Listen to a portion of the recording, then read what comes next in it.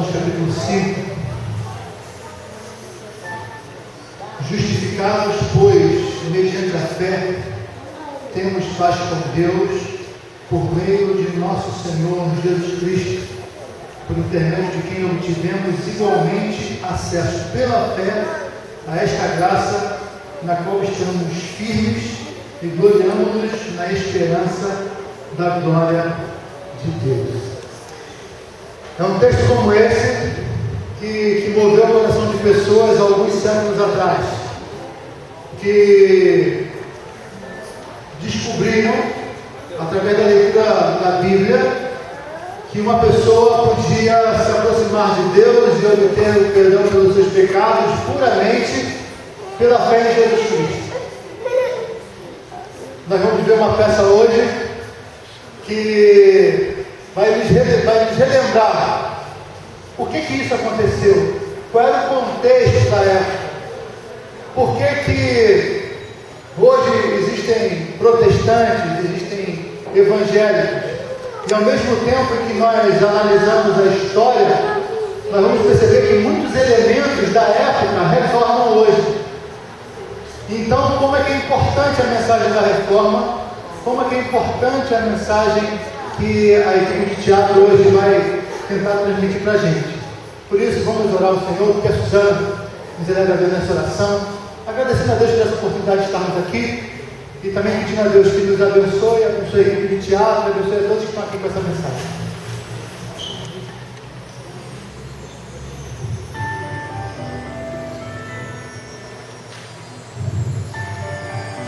A partir do ano 1300, o mundo ocidental experimentava um sentimento crescente de nacionalismo. Os povos não queriam sujeitar-se a Roma, aspiravam ver surgir uma igreja nacional. Esse clima favoreceu o surgimento dos precursores da reforma. Eram homens cultos, de vida exemplar, que tinham prazer na leitura e na exposição da Bíblia Sagrada. São chamados precursores porque antecederam aos reformadores e, principalmente, porque não conseguiram superar o legalismo religioso. Não descobriram a graça salvadora. Queriam fazer algo para alcançar a salvação quando a Bíblia afirma: pela graça sois salvos mediante a fé, e isto não vem de vós, é dom de Deus, não de obras, para que ninguém se glorie. O século XVI foi marcado por grande inquietação, descobrimento das Américas, imperadores, reis, generais, papas brigavam entre si para tentar moldar a Europa moderna. A invenção da imprensa, o movimento iluminista, entre outras coisas. A Igreja Católica detinha a supremacia espiritual, cultural e política. E as tentativas de reforma de uma igreja corrompida foram esmagadas, levando os precursores reformistas à Inquisição. Entre eles, John Wycliffe, professor na Universidade de Oxford, na Inglaterra, John Hus, professor na Universidade de Praga, que foi queimado por sua fé, e Girolamo Savonarola, monge dominicano, que foi enforcado e queimado por ordem do Papa Alexandre VI. E o descontentamento com a igreja persistia. Tudo isso preparava o terreno para a reforma. E Martinho Lutero foi o homem que Deus levantou para desencadear o movimento que resultou na reforma religiosa do século XVI.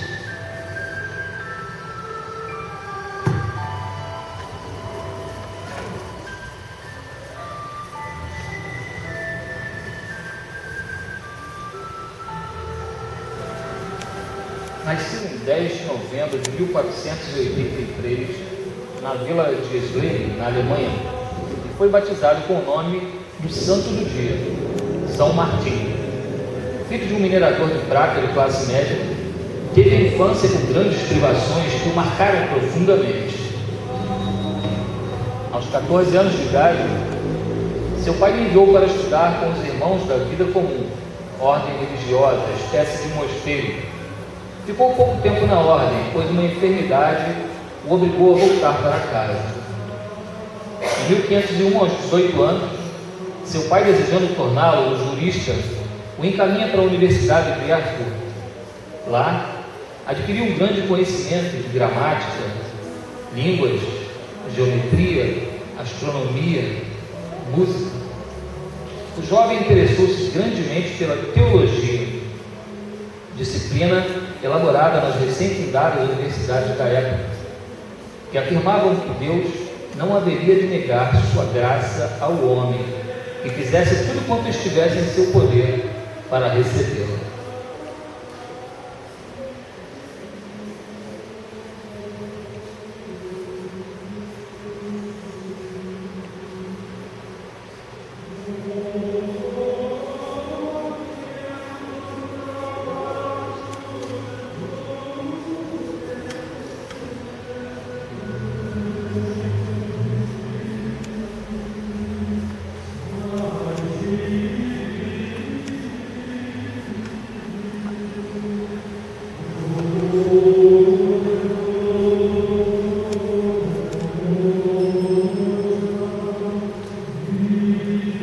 Estudava com tanta dedicação que em menos de 2 anos na faculdade já obteve o grau de bacharel. 3 anos depois recebeu também o título de mestre em artes. Desde então poderia dar aulas.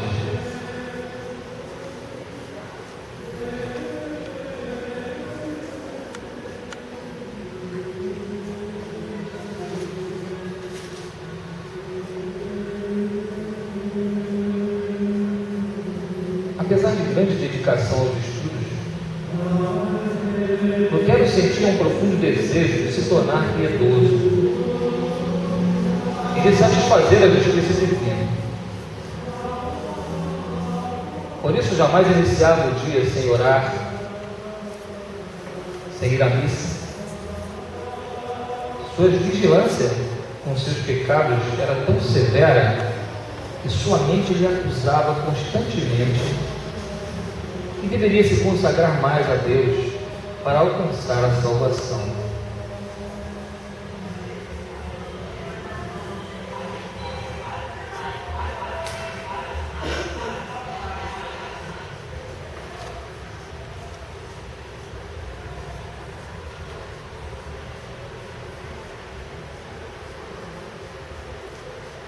Um dia, durante sua caminhada em uma estrada deserta,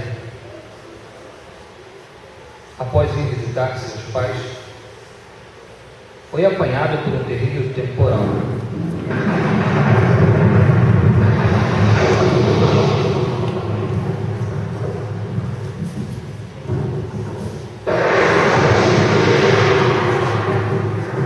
O céu parecia incendiado. Rasgavam as nuvens a todo instante.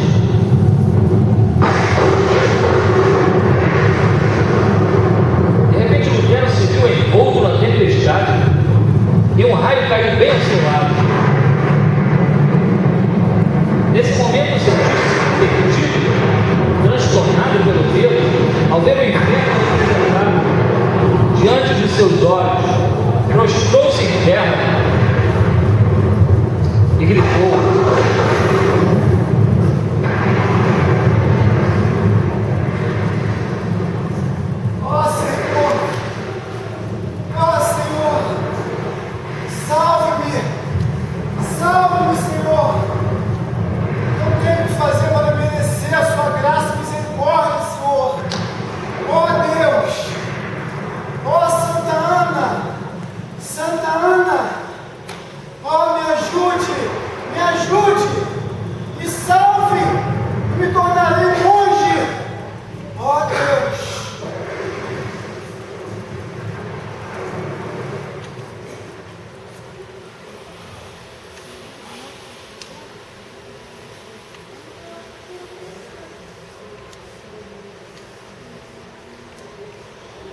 cumprindo a promessa que fez à sua santa,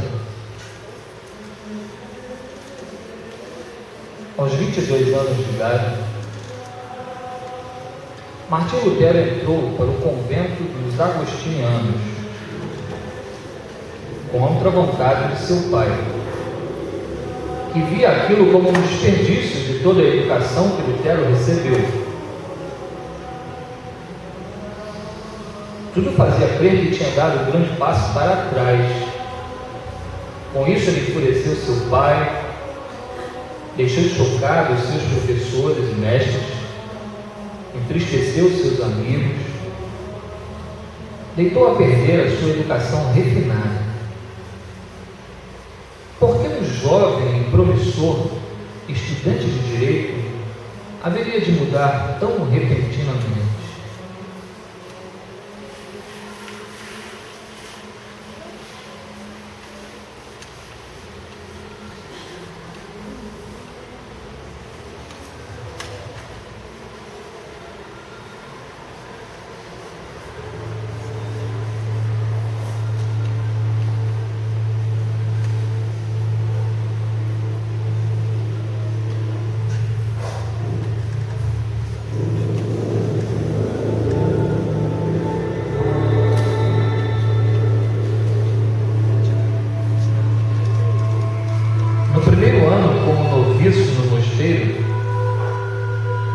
Lutero se entregava aos trabalhos mais humildes,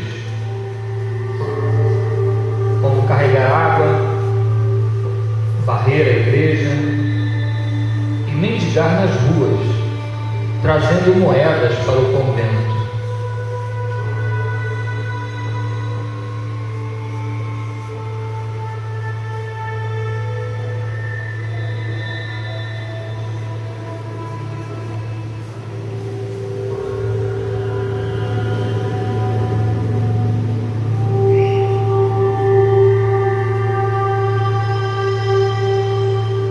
Lutero oferecia sua humilde e obediência como um sacrifício agradável a Deus, aceitando sem queixas as mais duras penitências.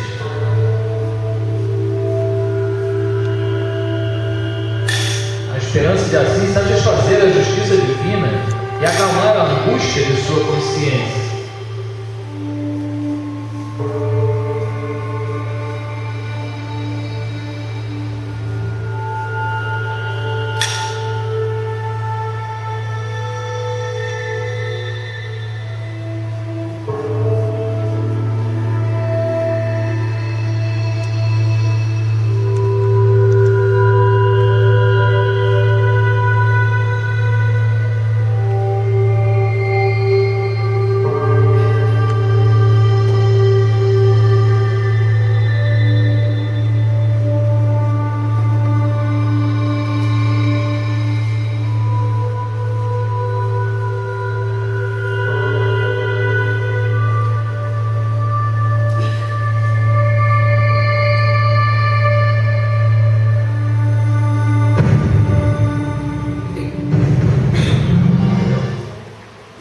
Concluído um ano de noviço, finalmente Lutero tornou-se um monge.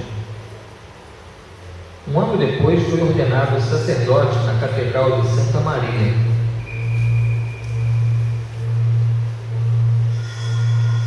Mas no centro do seu pensamento gravita Deus.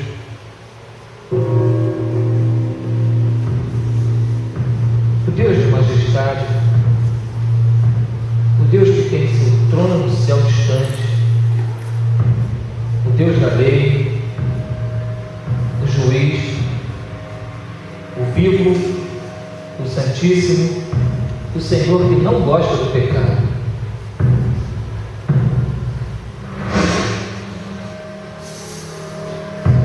Lutero, na tentativa de tornar-se justo, escreve: toda a minha vida não era mais que jejum, vigílias, orações e suores.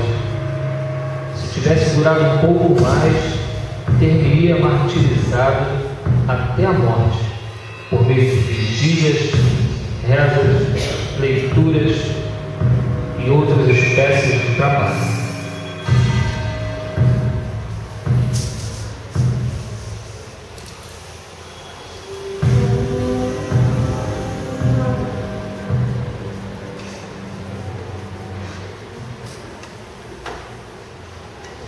Lutero era dominado pelo sentimento de pecado e culpa. Ele temia o inferno e o purgatório e anelava obter a salvação, mas sentia ser impossível obtê-la para si mesmo.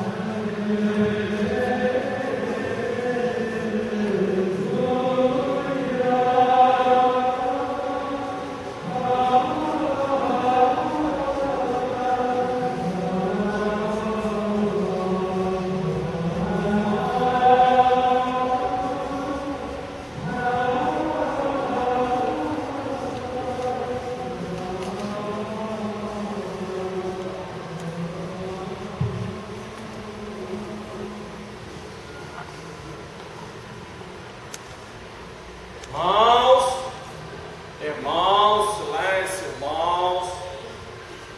Todo aquele que precisar de oração pelos mortos, irmãos, todo aquele que precisar de oração pelos mortos e pelo irmão de imagem de santo, por favor, faça uma fila aqui e depois me sigam. Quero lembrar que para cada crime existe uma taxa. Taxa esta pequena. Para adultério, 6 ducados. Para assassinato, 8 ducados. Para perjúrio, apenas 5 ducados. Vamos, irmãos. Só 3, irmãos. Irmãos, vamos, aproveita a oportunidade de se livrar do pecado, irmãos. Irmãos, apenas 3. Quem aí não adulterou, aproveita a oportunidade, irmãos. Mas ninguém? Então me siga.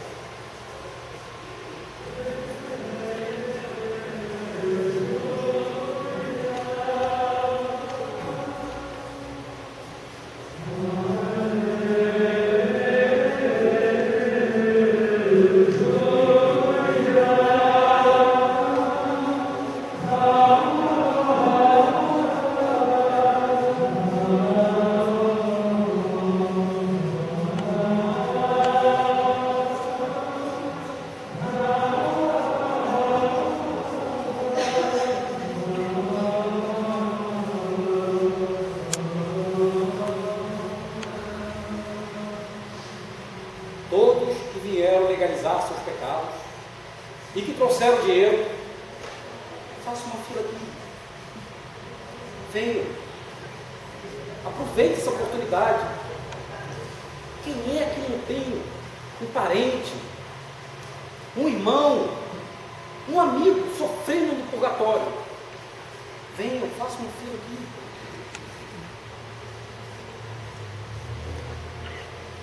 Você, será que você não tem um parente?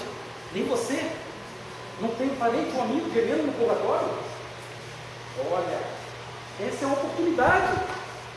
É a hora de você livrar seu parente, seu amigo. No momento que você depositar dinheiro na caixinha da igreja, a alma do seu parente, do seu amigo, sairá do purgatório. Irmãos, aproveitem. Não sou eu que estou falando. É a igreja.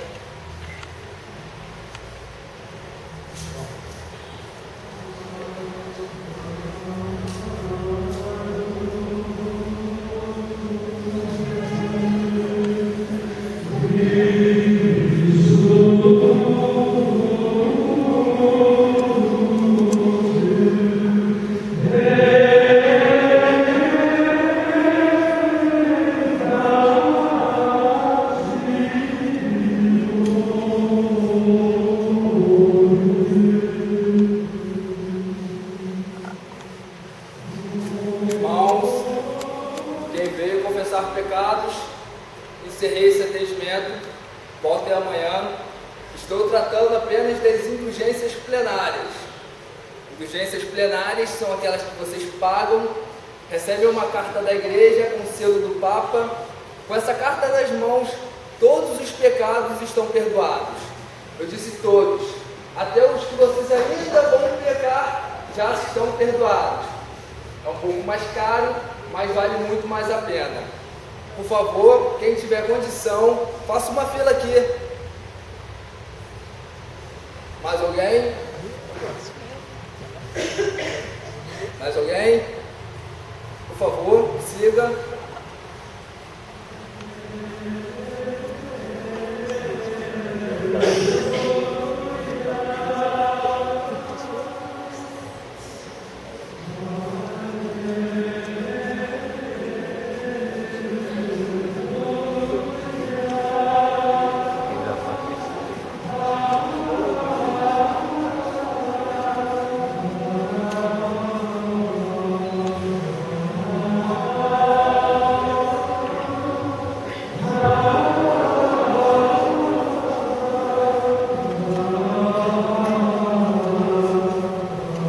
Lutero não se conformava com as práticas da igreja.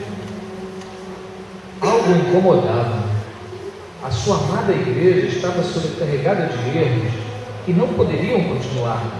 Práticas religiosas, como oração pelos mortos, missas celebradas de costa para o povo, adoração de imagens, canonização dos santos, adoração da Virgem Maria, legalização da penitência por dinheiro, dogma da virgindade perpétua de Maria e, sobretudo, o abandono das Escrituras Sagradas deveriam ter fim.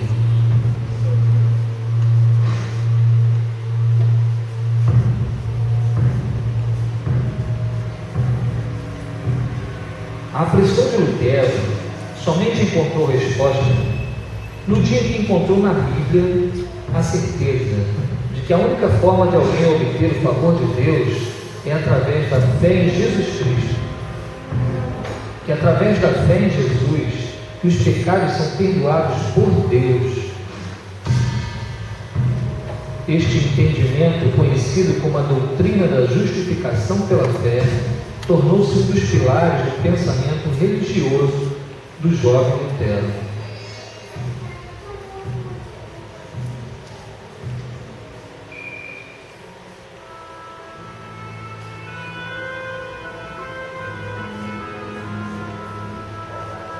Durante o período de 2 anos de clausura no monastério e graças ao seu privilegiado acesso à Bíblia nos textos originais em latim, o agora padre Martinho Lutero, com base no texto de Romanos, o justo viverá por fé, é transformado pelo Espírito Santo de Deus, crendo que as Escrituras Sagradas estão acima da tradição religiosa e que todos devem ter liberdade de consciência.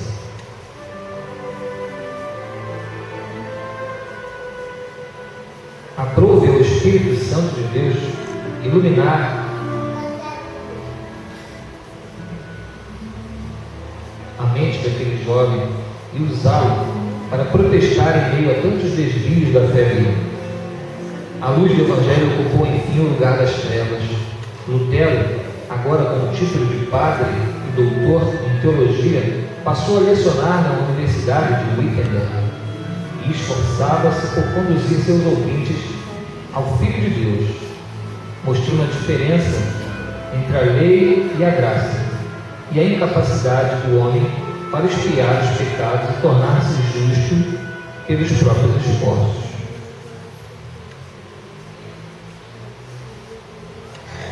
Em Roma, o Papa Leão X lançou-se a suntuosa construção da Basílica de São Pedro, e, segundo a tradição, guardava os ossos dos santos apóstolos Pedro e Paulo. A obra era um empreendimento riquíssimo e agora precisava arrecadar a qualquer custo todo o dinheiro possível para pagar as obras. Os arcebispos e bispos deveriam negociar da melhor maneira possível as indulgências.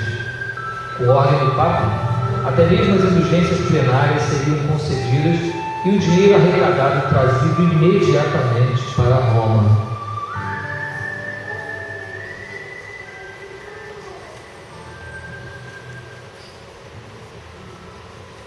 Não podendo ficar calado, em 31 de outubro de 1517, Lutero afixou na porta da igreja do castelo de Wittenberg uma série de críticas que se tornaram conhecidas como as 95 teses.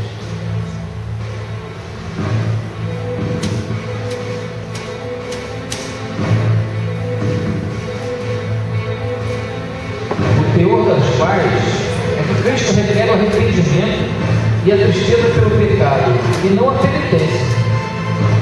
As teses eram um protesto contra os vendedores de indulgência. Lutero fixou as teses para um debate público na porta da igreja, como era costume nesse tempo.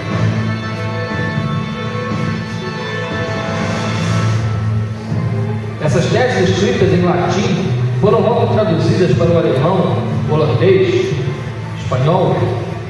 Logo estavam na Itália, fazendo estremecer os alicerces de Roma.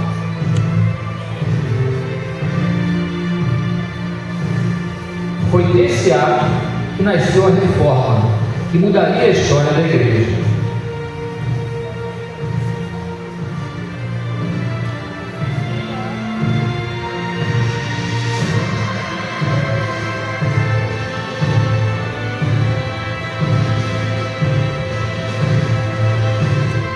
Segundo Lutero, o verdadeiro tesouro da igreja é o Evangelho, a proclamação do amor de Deus pelos homens.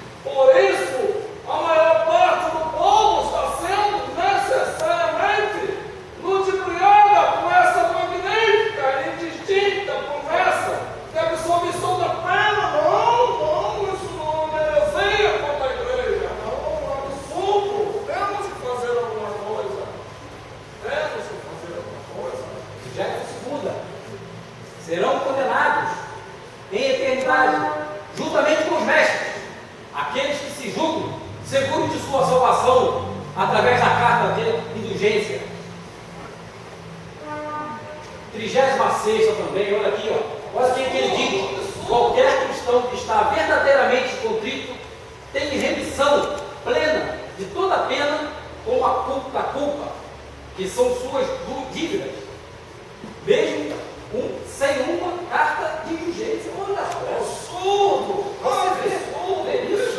A 43ª, deve ensinar aos cristãos que, dando ao pobre ou emprestando ao necessitado, procedem melhor do que se comprassem indulgências. Isso é uma calúnia. A 52ª, o verdadeiro tesouro da igreja é o Santíssimo Evangelho da glória e da graça de Deus. E a igreja onde fica isso tudo? Está louco, pensa, Deus está louco. Não pode estar acontecendo. Não pode. Este herege desse Martinho Lutero foi longe demais. Como não bastasse ficar pregando contra a Igreja Católica Romana, agora resolve escrever esses absurdos contra as ordens do Papa. Vamos, preciso tomar algumas providências. Temos que fazer alguma coisa.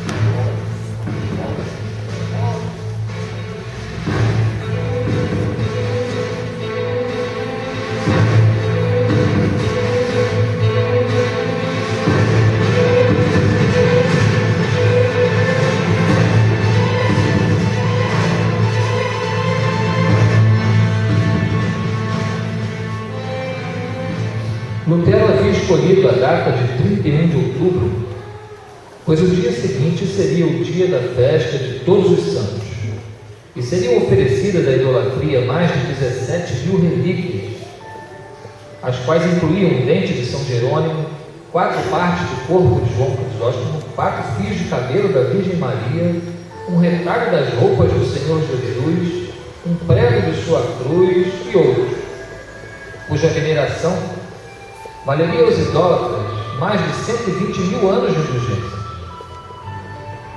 Em vez de cartas de indulgências e relíquias, os peregrinos que vieram a Wittenberg no dia de Todos os Santos, graças a Martinho Lutero, guiados por Cristo, levaram consigo as pedras, cujo efeito foi devastador entre os fiéis.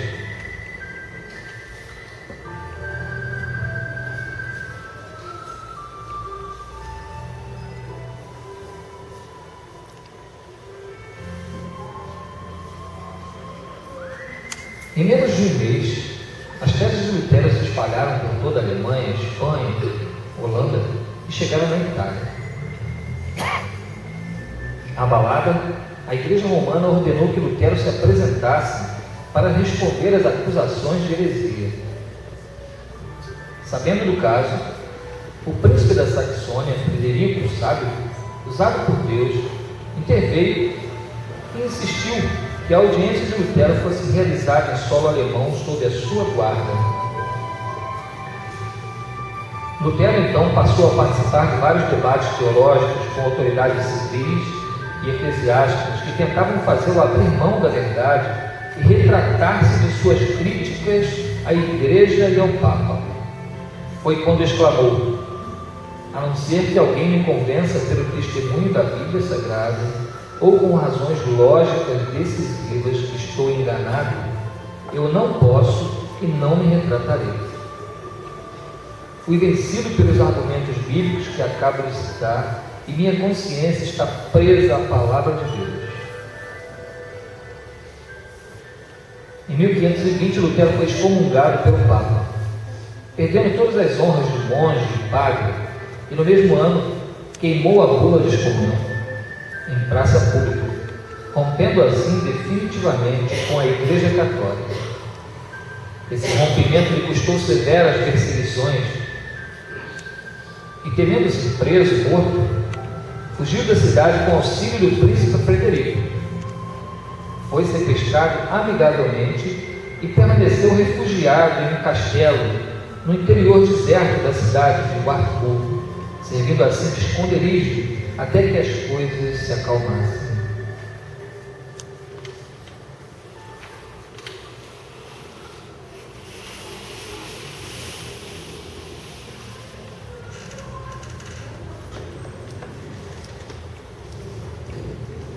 Uma das grandes qualidades que Lutero cultivou durante seu árduo trabalho pastoral foi a valorização da educação para todos os alemães. O ensino e a alfabetização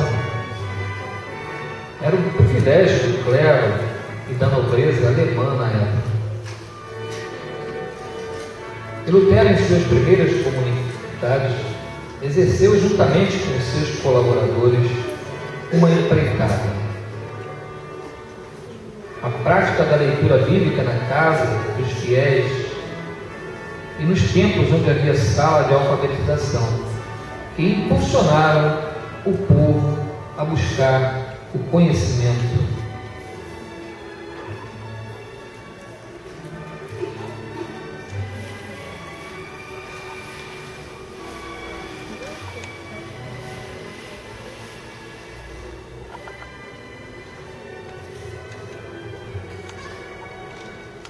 Durante o período que esteve no castelo do príncipe Frederico, Lutero se dedicou arduamente a traduzir o Novo Testamento do grego para o alemão. A língua alemã era diferente em várias partes do país. Assim sendo, Lutero empregou em sua tradução um tipo de alemão que podia ser entendido em todas as partes da Alemanha. Ele gastou apenas 11 semanas para terminar esta enorme tarefa. Agora, muito mais pessoas poderiam ter o conhecimento de Jesus através da Bíblia, como tinha acontecido com ele próprio. Escreveu livros, panfletos e cartas, que eram levados a uma impressora. As cópias logo começaram a ser espalhadas por toda a Alemanha. O povo lia tudo com alegria, pois significava que Lutero ainda estava vivo e escrevia para eles.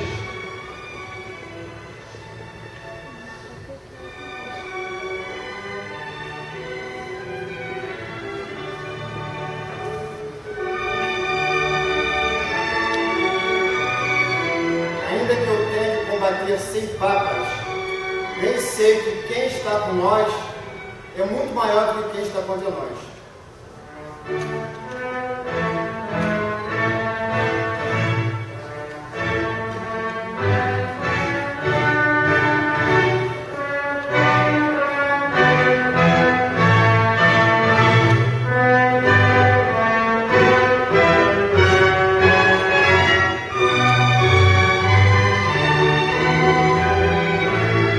A reforma teológica significou o resgate da pureza do Evangelho e foi a base do retorno às Escrituras.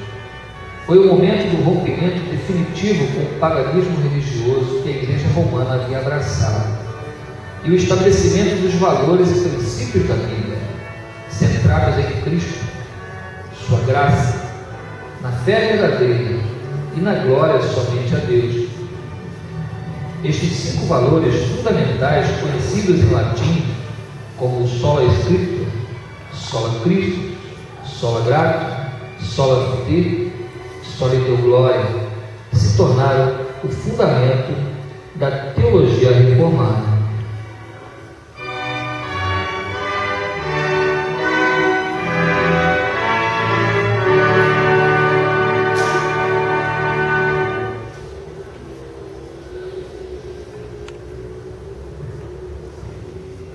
Conhecereis a verdade, e a verdade vos libertará. Que a palavra habite em cada cristão. Conhecereis a verdade vos libertará. Que a palavra do Senhor habite em cada cristão. Conhecereis a palavra, a verdade vos libertará. Conhecereis a verdade vos libertará. Foi assim que, com temor e tremor, o jovem alemão Martinho Lutero, como um pastor que, vendo as ovelhas do rebanho seguir uma vereda perigosa, se esforça para fazê-las voltar ao bom caminho. Com autoridade e ousadia, se entregou totalmente nas mãos do Todo-Poderoso e se incumbiu de revesti-lo com a couraça da justiça, com o escudo da fé, o capacete da salvação e a espada do Espírito. Além de iniciar a reforma que daria outros rumos não só à religião, mas à história da Europa nos anos seguintes, as obras de Martim Lutero são a base para o estudo teológico até os dias de hoje.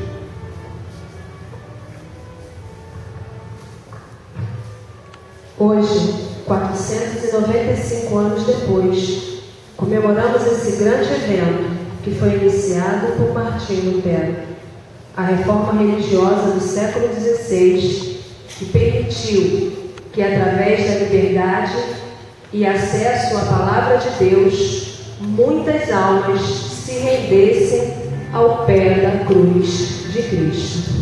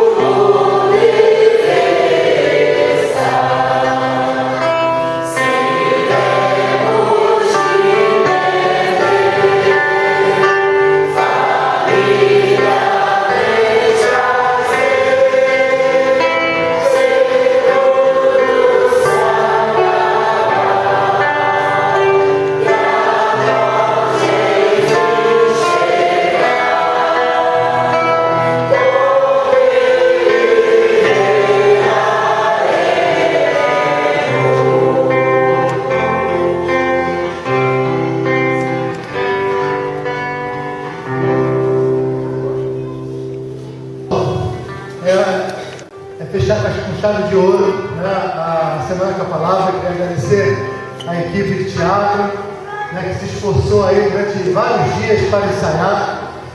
O que fica mais importante de tudo é que dentro do contexto que nós vivemos hoje, contexto em que todas essas cobranças, todo esse dinheiro envolvido por trás da religiosidade que está no nosso país, e que não é alguma coisa que está mais tão somente na Igreja Católica, mas está nas várias manifestações da religiosidade nacional, a Bíblia permanece a mesma, dizendo que a salvação é tão somente pela fé em Jesus Cristo. Você não precisa dar um centavo sequer. Você precisa entregar sua vida a Jesus. Crer Ele como o único e suficiente Salvador, para que você seja salvo, que Ele segure a tua mão, de uma vez por todas você pertence ao povo. Vamos orar? Vamos ficar em pé, vamos agradecer ao Senhor, porque vamos te agradecemos por tão grande salvação, porque, Senhor, não depende de quem quer, não depende de quem corre, mas de usar tua, Pai, a tua misericórdia. E por isso, Senhor, nós temos sido alvo do teu grande amor, da tua misericórdia, da tua bondade. Todas as pessoas que se entregaram a ti, Senhor, como o único e suficiente Salvador, o teu Santo Filho Jesus Cristo. Ó Pai, nós sabemos que estão salvos pela fé, sem precisar pagar nada, sem precisar cobrar nada, e que elas têm com elas um Deus que provê todas as coisas, e que não cobra nada, e que não martiriza ninguém, Senhor, mas exige fé, exige fidelidade do seu povo.